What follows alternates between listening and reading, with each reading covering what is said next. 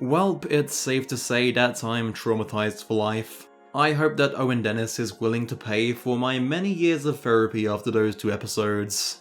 Jokes aside, Book 3 was amazing. I'd go as far as to call it Infinity Train's best season yet, and that's saying a lot because I consider them all to be fantastic. Naturally, I have thoughts, so let's talk. If you haven't finished both episode 9 and 10 yet, I highly advise you do so before watching this video, as the discussion is going to be extremely spoiler heavy. So it happened, they really killed Simon. Who would have guessed it? Some people say he should have been redeemed like Grace was, but I believe the entire point of Simon's character arc is that he had multiple chances to redeem himself. Just as many as Grace, even after killing Tuba. Yet he chose not to. Not sure what I mean? Well, let me explain. I've seen a lot of people saying that Simon doesn't deserve to be painted as a villain for killing Tuba, while Grace got a redemption arc and was just as bad to other denizens. And I wholeheartedly agree. Tuba's life doesn't matter any more than that of any other denizen.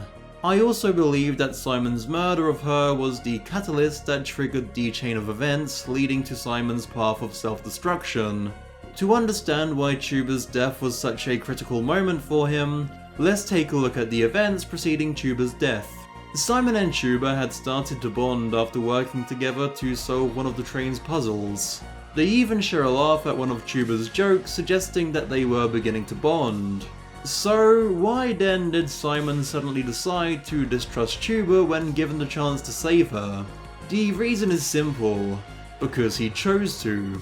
Instead of believing what he saw was true with his own eyes, that denizens have just as much to offer as passengers do, he decided to disregard this newfound knowledge to keep up the lie he told himself, that denizens can't be trusted.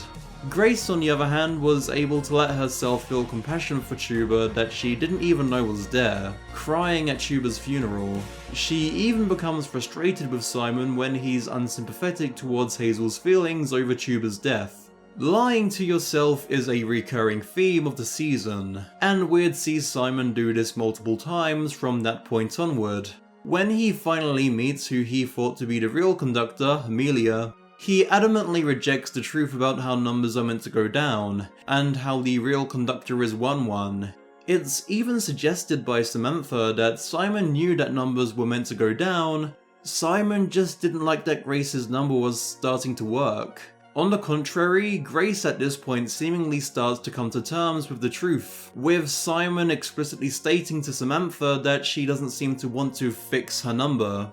When Simon forcibly enters Grace's memories and finds out she knew about Hazel's identity all along, he's given yet another chance to realise that he's in the wrong, but blames Grace for lying to him, instead of trying to understand why she would keep Hazel a secret in the first place. Instead of owning up to his mistakes, he victimises himself. When he plunges the 2 of them into Grace's tape, and it turns out that the conductor was simply Amelia and no one special, Simon is so wrapped up in his web of lies that he outright rejects Grace's own memory. We then find out that Grace is the reason that Simon thinks numbers are meant to go up. She lied to him when they were kids, telling him that her number was higher than his because she's really good at the train. You could use this to suggest it was Grace's fault for how Simon ended up, but this would be a rejection of what the show is trying to say. Grace may have gotten Simon into this mess, but Simon had the chance to get out.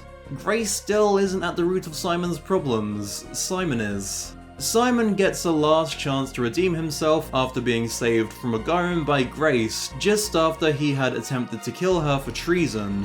Instead of seeing this as a wake-up call and that Grace isn't a threat, he decides to kick Grace off the train while she's down, a final act of blatant rejection of the truth. This was an act he can't atone for, and shows that he was far too gone to be saved at that point. This is Simon's point of no return. You'll notice I've compared and contrasted Grace and Simon's actions in this video. And the reason is because the pair of them intentionally parallel each other all throughout the season. One is willing to change, and the other refuses to change. That's the point of these characters. Nothing quite illustrates this as well as the scene where Grace is forced to confront the consequences of her own actions at the start of the 10th episode. Simon leaves Grace to die in a pit of her own mind, running away from the truth. Meanwhile, Grace, trapped in her own mind, comes to terms with her flaws and misdeeds. Unlike Simon, who denies ever doing anything wrong, she realizes that she's her own reason for ending up where she did. This is the fundamental difference between the two characters, and why Grace was redeemed while Simon wasn't. Grace was rewarded for owning up to her faults and attempting to make amends with the denizens, while Simon was punished for not even admitting that he made a mistake in the first place. My point isn't Simon evil, or even to say that his death was warranted, but his death was inevitable. The tragedy of Simon's character is that while unfortunate things beyond his control made things hard for him, it's his bad choices that led to his demise. It's a cautionary tale to always be willing to face the truth and to admit to yourself when you're wrong, even if the truth is hard to swallow. Please leave a like if you enjoyed the video, subscribe for more content from me, and watch Infinity Train on HBOMax if you want to see more seasons from this show.